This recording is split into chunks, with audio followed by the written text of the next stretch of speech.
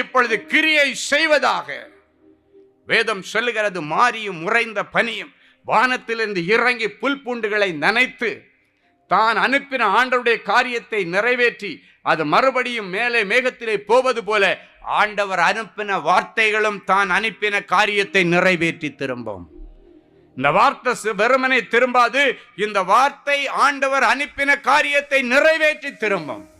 நீ போ, உனக்கு நல்ல செய்தி காத்திருக்கு.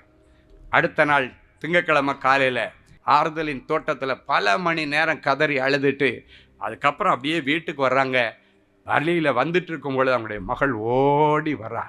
அம்மா, பிரைஸ் தி லார்ட், கர்த்தர் என்னை பூத்து குலுங்க பண்ணினார். ஹல்லேலூயா.